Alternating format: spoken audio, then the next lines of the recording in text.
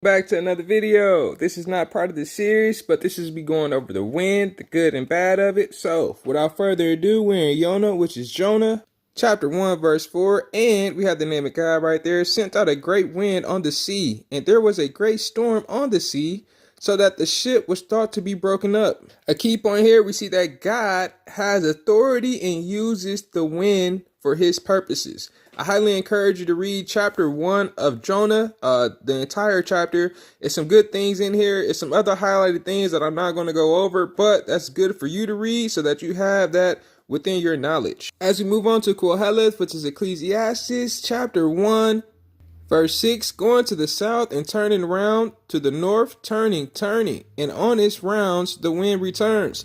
Be thankful that you're not wind. It describes it right here. It tells you where it's going.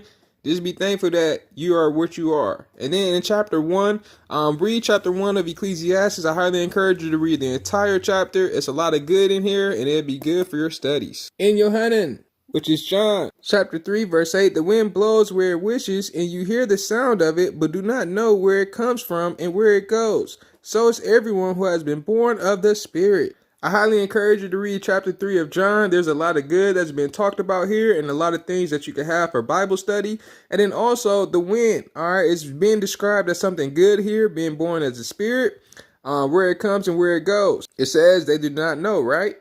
You cannot hear.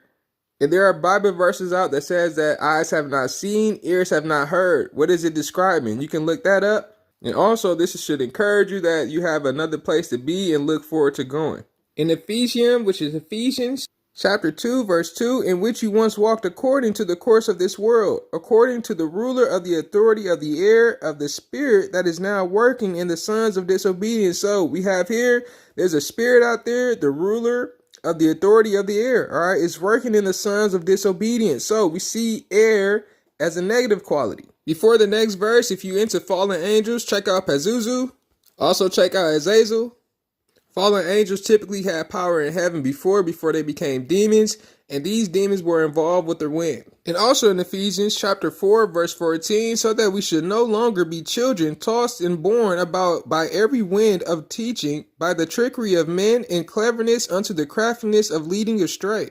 And Jacob, which is James, chapter 1, verse 6, but he should ask and believe, not doubting, for he who doubts is like a wave of the sea, driven and tossed by the wind. And in Revelations chapter 7, and after this, I saw 4 messengers standing at the 4 corners of the earth, holding the 4 winds of the earth, that the wind should not blow on the earth, nor on the sea, nor on any tree. Key point, there are 4 corners and 4 winds of the earth.